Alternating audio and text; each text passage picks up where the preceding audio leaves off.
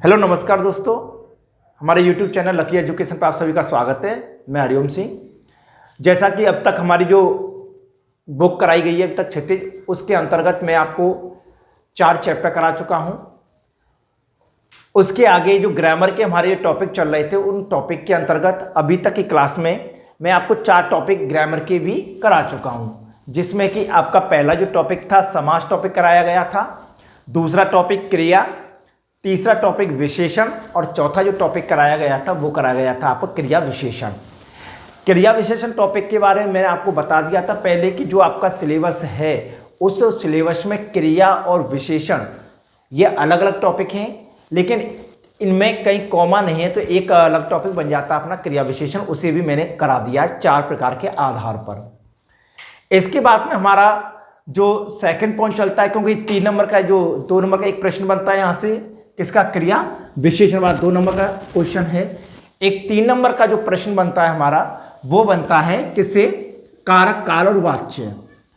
कारक, काल और वाच्य तीनों के तीनों ये टॉपिक है, ये तीनों के तीनों टॉपिक क्या हैं, अलग अलग हैं, लेकिन इसमें से जो प्रश्न बन के आता है वो प्रश्न बन करके इस तरह से आता है, या तो एग्जामिनर तीनों की परिभाषा अलग अलग पूछ सकता है, या तीनों के भेद से संबंधित प्रश्न पूछ सकता है, या प्रकार या उदाहरण। और ज्यादातर जो प्रश्न बन करके आता है इसमें से वो आता है, कोई भी एग्जामिनर एक वाक्य देगा और वाक्य के अंतर्गत कहेगा कि इस वाक्य में जैसे कि राधा सुबह से ही खाना पका रही है, अगर एक सामान्यतः ये उदाहरण दे दिया और इसी के अंतर्गत आगे देगा एग्जामिनर कि उपयुक्त वाक्य में कौन सा काल, कौन सा वाच्य और कौन सा कारक है, तो एक ही वाक्य के अंतर्गत आपको तीनों प्रकार बताने होते हैं। तो ये जो क्वेश्चन की जो कंडीशन बनती है वो तब बनती है 3 नंबर का प्रश्न आता है और 3 नंबर के प्रश्न आने के बाद में कारक, काल, वाच्य और तीनों इसी में से पूछ लिए जाते हैं। तो इसी परिप्रेक्ष्य में आगे बढ़ते हुए हमारे जो ग्रामर के टॉपिक है उन ग्रामर के टॉपिक को हम स्टार्ट कर रहे हैं। अभी आगे जो बुक की है हमारी क्षितिज जो बुक है उसके जो 4 चैप्टर करा दिए गए हैं आपको, एक सूरदास का, सेनापति और तुलसीदास और देव, ठीक है ना। आगे यहाँ सिलेबस को आगे बढ़ाएंगे, लेकिन अभी 40% जो भी सिलेबस से कम होगा तो बुक में से क्या कम होने वाला उसे हम बाद में कराएंगे। जो ग्रामर के टॉपिक हैं उन्हें कराएंगे। तो इसके बाद में क्रिया विशेषण, क्रिया विशेषण हो चुके हैं। आगे हम जो दूसरा टॉपिक चलेगा हमारा, वो पहला टॉपिक हम स्टार्ट करेंगे, वो टॉपिक है हमारा कारक। कौन सा, कारक। कारक टॉपिक आपने वैसे सामान्यतः पढ़ते हो, आप पढ़ते चले आ रहे हो शुरुआत से। कारक कौन से होते हैं, कारक के विभक्ति चिन्ह कौन से, कर्ता ने, कर्म को, करण से के द्वारा, इनको आप पढ़ते हुए चले आ रहे हो। तो हम पहला जो टॉपिक चलेगा हमारा, पहले हम कारक को पढ़ेंगे, उसके बाद हम दूसरा जो नेक्स्ट टॉपिक है वो टॉपिक है हमारा कौन सा, काल, उस टॉपिक को पढ़ेंगे।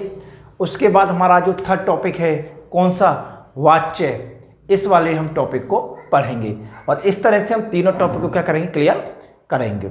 तो इसी परिप्रेक्ष्य में जो पहला टॉपिक है हम काल, कारक, उसके पढ़ेंगे। देखें कारक के बारे में देखते हैं, कारक में प्रश्न किस तरह से बन के आता है।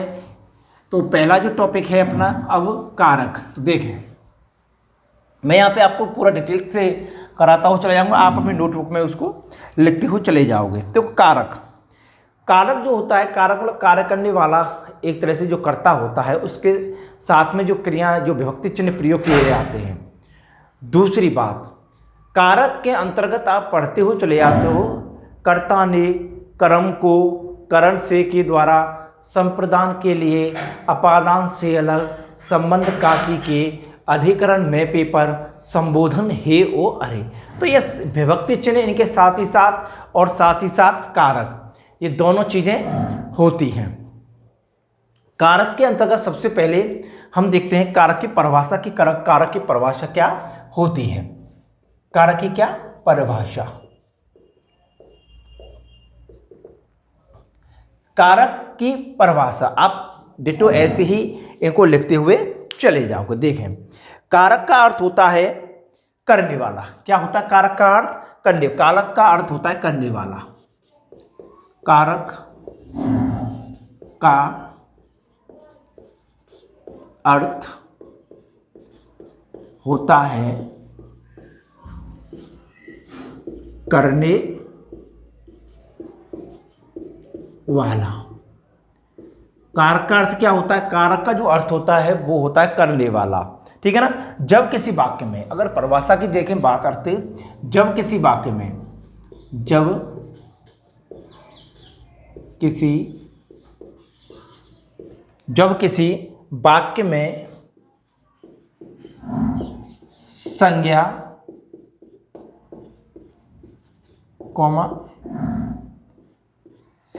कॉमा सर्वनाम या क्रिया का संबंध बताने वाले शब्दों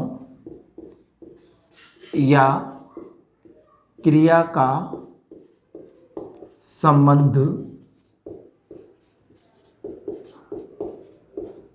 बताने वाले शब्दों को कारक कहते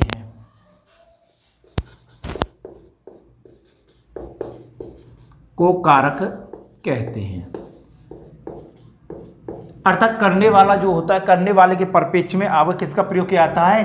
कारक का प्रयोग किया जाता है। जब किसी वाक्य में संज्ञा या सर्वनाम या क्रिया का संबंध, जो संज्ञा से क्या संबंध है या सर्वनाम से क्या संबंध है या क्रिया से क्या संबंध है, उनसे संबंध बताने वाले जो भी आपके शब्द आते हैं वो शब्द क्या कहलाते हैं? हमारे कारक कहलाते हैं। जो कि संज्ञा से बताएंगे संबंध। संज्ञा में भी तीनों प्रकार आ जाएंगे आपके, कौन कौन से? जातिवाचक, भाववाचक और व्यक्तिवाचक, तीनों। सर्वनाम से संबंधित भी आपके 6 जो प्रकार हैं, ठीक है ना। अनिश्चयवाचक, निश्चयवाचक, पुरुषवाचक, निजवाचक, संबंधवाचक, ठीक है, जो भी है। क्रिया में भी आपके सकर्मक और कर्मक क्रिया के अंतर्गत, प्रयोग एवं संरचना के आधार पर क्रिया के अंतर्गत और काल के आधार पर जो क्रिया के भेद होते हैं इनके आधार पर, तो उनसे जो संबंध दर्शाते हैं, संबंध बताते हैं, वो शब्द आपके किसके अंतर्गत आएंगे? कारक के अंतर्गत आते हैं।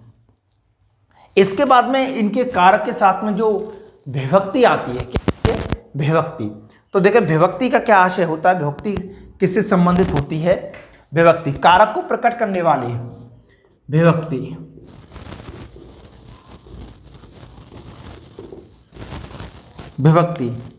कारक को प्रकट करने वाले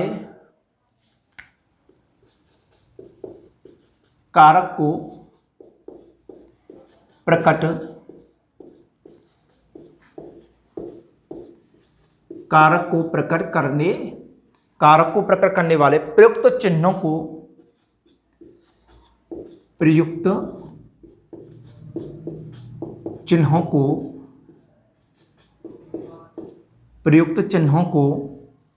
विभक्ति कहते हैं।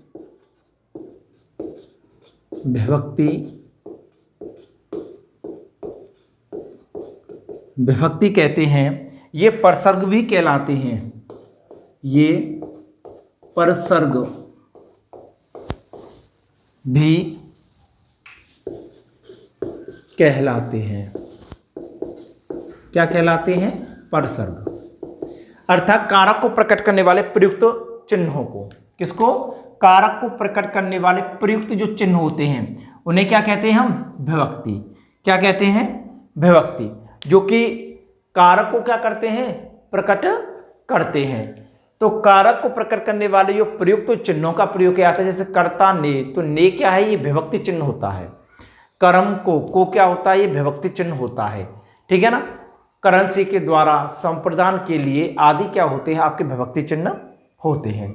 तो ये आपके विभक्ति के अंतर्गत कारक को प्रकट करने वाले जो प्रयुक्त चिन्ह होते हैं वो क्या कहलाते हैं? आपके परसर्ग के अंतर्गत आते हैं। और क्या कहलाते हैं? विभक्ति चिन्ह कहलाते हैं।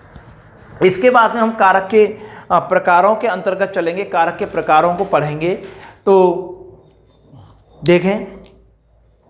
देखते हैं अब जो आगे चलेगा टॉपिक उसमें देखते हैं कि कारक के 8 भेद होते हैं। जो कारक के हमारे भेद होते हैं कितने होते हैं? 8 भेद। उन 8 भेदों को हम यहाँ पर देखेंगे। ठीक है ना। कारक के भेद या प्रकार मान लो आप। कारक के भेद या प्रकार। तो कारक के भेद के प्रकार कितने होते हैं? 8 प्रकार होते हैं। कितने? कारक के 8 8 भेद होते हैं। कितने भेद होते हैं कारक के? 8 भेद होते हैं।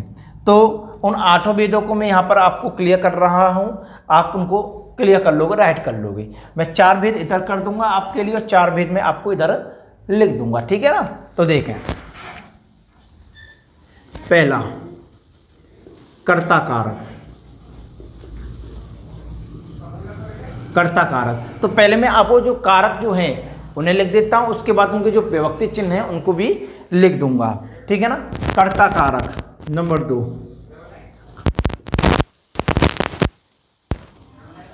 कर्म कारक।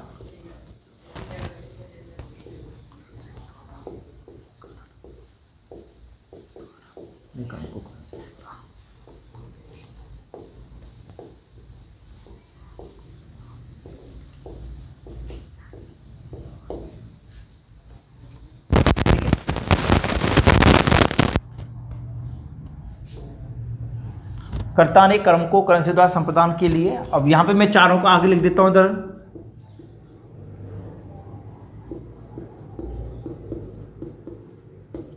अपादान कारक, छठवां हो जाएगा अपादान के बाद संबंध कारक, संबंध कारक। सातवां जो प्रकार है आपका वो है अधिकरण कारक,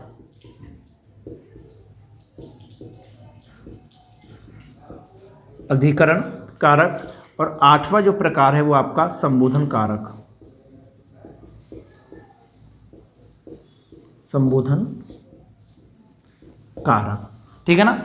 तो अगर इनका सामान्य रूप लिखूं मैं यहाँ पर कि अगर सामान्य रूप क्या होता है, तो देखें मैं सामान्य रूप भी आपके लिए यहाँ पर लिख देता हूं कि कर्ता कारक क्या होता है? कर्ता कारक। तो कर्ता कारक का क्या आशय होता है? काम करने वाला। क्या होता है? काम करने वाला, काम करने वाला। कर्ता कारक क्या होता है? कर्ता कारक जो होता है वो होता है काम करने वाला। कर्म कारक, जिस पर क्रिया का फल पड़े, जिस पर क्रिया का फल पड़े, जिस पर क्रिया का क्या पड़ता है? जिस पर क्रिया का फल पड़े वो किसके अंतर्गत आता है? वो आता है आपका कर्म कारक के अंतर्गत। करण कारक क्रिया का साधन क्या होता है? क्रिया का साधन,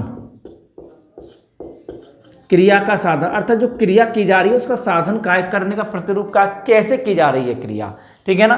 तो करण कारक अर्थात कर्ता ने कर्म को करण से के द्वारा अर्थात जो क्रिया की जा रही है किस प्रकार से की जा रही है। उसके बाद जिसके लिए कार्य करे। संप्रदान कारक क्या होता है? जिसके लिए कार्य करे, जिसके लिए कार्य करे, जिसके लिए कार्य करे वो किसके अंतर्गत आती है? वो आती है आपके संप्रदान कारक के अंतर्गत। अपादान कारक अलग होने के अर्थ में, किसमें? अलग होने के अर्थ में। अलग होने के अर्थ में जो प्रयोग किया जाता है वो प्रयोग किया जाता है आपका किसका? अपादान कारक का। किसके में? अलग होने के परिप्रेक्ष्य में जो प्रयोग किया जाएगा वो अपादान कारक का प्रयोग किया जाता है। अगला है आपका संबंध कारक। संबंध कारक का जो प्रयोग है जिससे संबंध ज्ञात हो, जिससे संबंध ज्ञात हो, जिससे संबंध ज्ञात हो वो कहलाता है आपका कौन सा? संबंध कारक, ठीक है ना। अधिकरण कारक अधिकांश क्रिया का आधार, क्रिया का आधार, क्रिया का आधार जिससे संबंधित किया जाता है, जिसके अंतर्गत बताया जाता है। संबोधन कारक संबोधित करना किसी को, ठीक है ना, अर्थात बुलाना किसी को, ठीक है ना। तो बुलाने के संकेत, बुलाने के संकेत,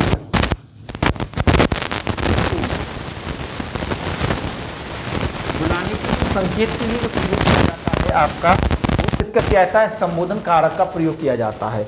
बता चुका हूं मैं आपको कि जो कारक के हम भेद पढ़ रहे हैं इसमें, वो कारक के भेद होते हैं कितने, 8 प्रकार होते हैं। और 8 प्रकारों के अंतर्गत जो कारक के भेद हैं, जिसमें कि पहला कर्ता कारक, दूसरा कर्म कारक, करण कारक, संप्रदान कारक, अपादान कारक, संबंध कारक, अधिकरण, संबोधन। ठीक है ना। और विभक्ति चिन्ह भी इनकी अगर बात करें तो कर्ता ने, कर्म को, करण से के द्वारा, संप्रदान के लिए, अपादान से अलग, संबंध काकी के, अधिकरण में, पेपर और संबोधन हेवारे। अर्थात इनका प्रयोग किस तरह से, लक्षण क्या है इनके, तो ये तो क्या हो गए आपके कारक हो गए, ये तो क्या हो गए आपके कारक, क्या हुए ये कारक हो गए आपके, कौन से 8 प्रकार जो हैं, तो ये तो प्रतिरूप कारक। ये हैं इनके लक्षण, क्या है ये इनके लक्षण, ये हो गए इनके लक्षण कौन कौन से हैं इनमें, ठीक है ना। ये हो गए इनके लक्षण। कैसे कि कर्ता कारक, कर्ता माने होता है सब्जेक्ट एक तरह से, ठीक है ना। तो कर्ता कारक अर्थात काम करने वाला, उस काम करने वाले को किस प्रतिरूप में दर्शाएंगे, ठीक है ना। तो उस कर्ता कारक के साथ में हमेशा किसका प्रयोग किया जाएगा, ने का प्रयोग किया जाएगा, किसका, ने, कर्ता ने। तो कर्ता कारक के साथ में जो काम करने वाला होता है, कार्य करने वाला होता है, सब्जेक्ट होता है, उसके लिए किसका प्रयोग किया जाता है, काम करने वाला अर्थात कर्ता कारक। पहले मैं इनके विभक्ति चिन्ह आपको लिख देता हूं, उससे आपको क्लियर हो जाएगा सब कुछ, ठीक है ना। देखें विभक्ति चिन्ह, विभक्ति चिन्ह, इन 8 के विभक्ति चिन्ह में इधर लिख देता हूं, और जो ये 8 हैं यहां पर जगह थोड़ा सा है तो विभक्ति चिन्ह इधर लिख देंगे कुछ। तो इनके विभक्ति चिन्ह देखें। पहला है कर्ता कारक, तो कर्ता ने, कर्ता ने, कर्म को, कर्म को, करण से के द्वारा, करण से या फिर के द्वारा, के द्वारा, या इसका प्रयोग क्या आता है के साथ, के साथ, इसके लिए भी प्रयोग किया जाता है। अर्थात कर्ता कारक कर्ता ने, कर्म कारक कर्म को, करण कारक कर्ता ने, कर्म को, करण से के द्वारा या के साथ, संप्रदान के लिए, संप्रदान के लिए,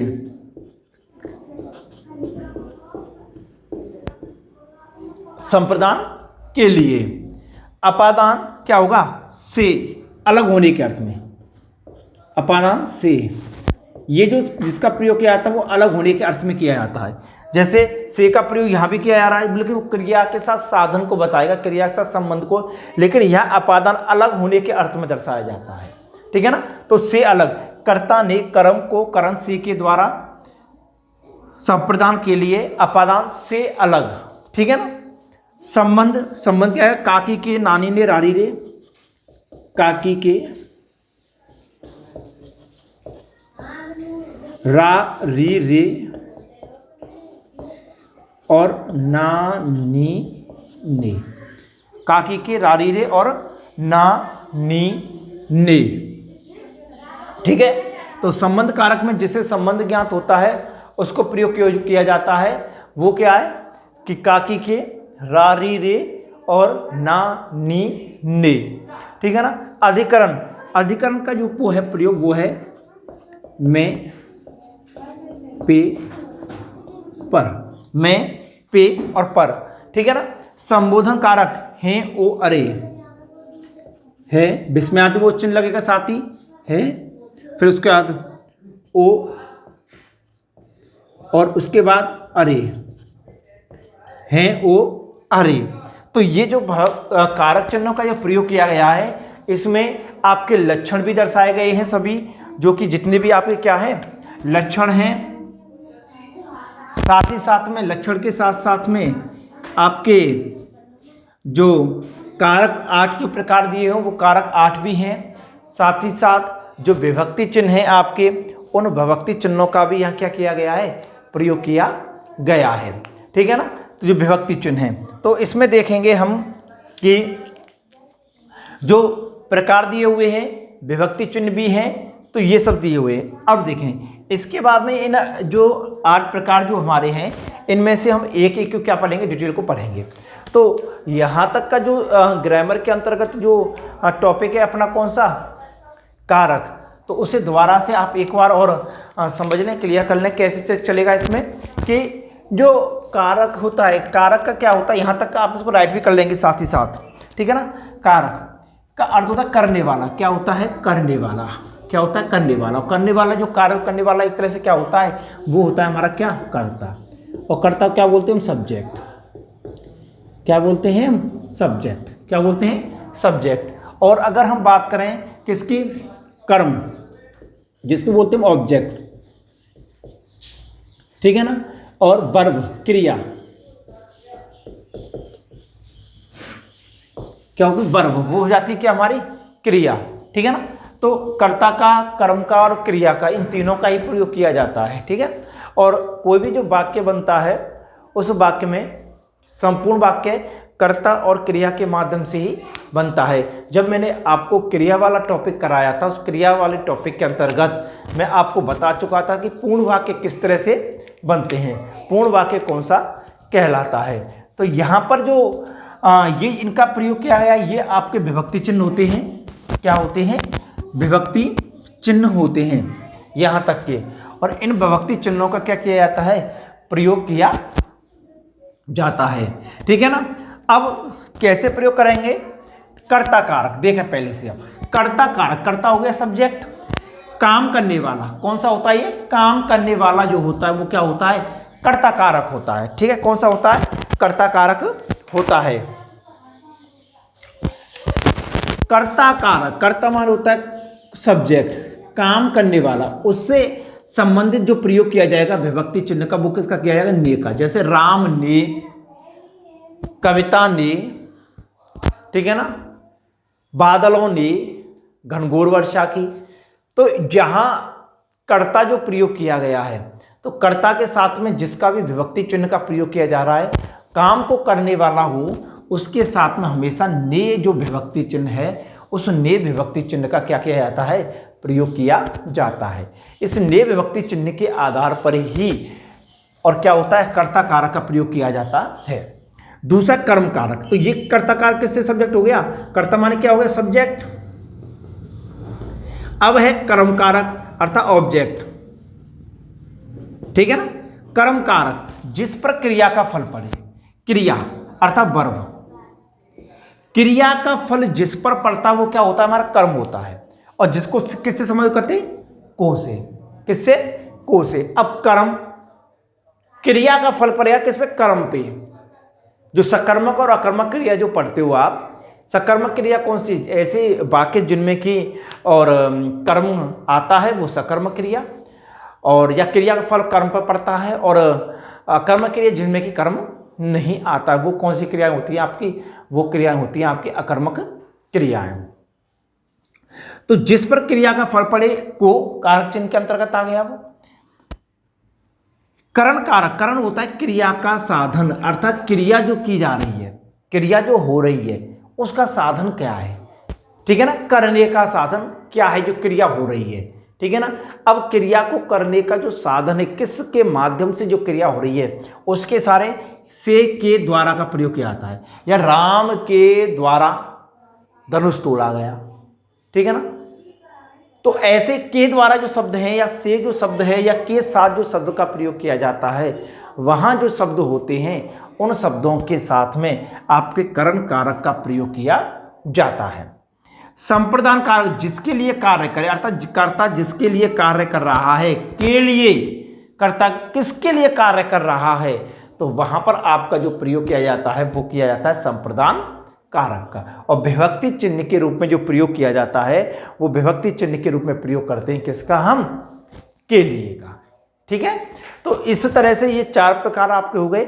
आगे अपादान कारक, कौन सा, अपादान कारक, अलग होने के अर्थ में, अर्थात पेड़ से पत्ता गिरता है तो अलग हो रहा है, से पत्ता गिरता, पेड़ से पत्ता गिरता है तो पेड़ से पत्ता क्या हो रहा है, अलग। तो ये जो कारक है, इस कारक का प्रयोग जो किया जाता है वो अलग होने के परिप्रेक्ष्य में, अलग होने के अर्थ में किया जाता है, ठीक है ना। तो अपादान कारक का अलग होने के अर्थ में, से अलग होने के अर्थ में इसका प्रयोग किया जाता है। अगला है संबंध कारक। अगला कौन सा है आपका, अगला जो है वो है संबंध कारक, जिससे संबंध ज्ञात हो। का, के, रा, री, रे, नानी, ने, इनका प्रयोग किया जाता है, जिससे कि वहाँ क्या ज्ञात होता है, हमें संबंध ज्ञात होता है कि इसका उससे क्या संबंध है। संबंध को दर्शाने वाले जो विभक्ति चिन्हों का प्रयोग अंतर्गत आता है वो संबंध कारक के अंतर्गत आता है। अधिकरण कारक, ठीक है, क्रिया का आधार, क्रिया जिस आधार के वशीभूत हो रही है उसके लिए मैं पेपर, किसका, मैं पेपर, इनका प्रयोग किया जाता है। और संबोधन जो कारक होता है उसका बुलाने के लिए, अर्थात जो विस्मयादि बोधक चिन्ह जो होते हैं, हुए, ओ, अरे इत्यादि जो विस्मयादि बोधक चिन्ह होते हैं उन सभी का प्रयोग भी इसके अंतर्गत किया जाता है। इस प्रकार से 4 प्रकार आपके ये और 4 प्रकार आपके ये, कुल मिला के कितने प्रकार हो जाते हैं, 8 प्रकार आपके क्रिया के अंतर्गत, वो सॉरी कारक के अंतर्गत हो जाते हैं। इसके बाद में आगे हम एक एक कारक को, कर्ता कारक है, कर्म कारक है, करण कारक, इनको एक एक करके और डिटेल के अनुसार इन सभी को हम अब पढ़ते आगे हुए चले जाएंगे। तो यहाँ तक मैंने आपको कर्ता की जो कारक है उसकी परिभाषा, अर्थ, उसके प्रकार और प्रकारों के अंतर्गत उनके लक्षण, लक्षण के साथ में उनके विभक्ति चिन्ह, ठीक है ना, इनको करा चुके हैं। अब हम जो पहला कारक जो है कर्ता कारक, फिर कर्म कारक, इन्हें एक एक करके डिटेल क्लियर कर लेंगे। यहाँ तक जो कुछ लिखाया गया है इसे आप अपनी कॉपी में नोट कर लेंगे, लिख लेंगे। और इससे आगे पहला कारक है आपका कौन सा, कर्ता कारक, उस कर्ता कारक को हम पढ़ेंगे। धन्यवाद।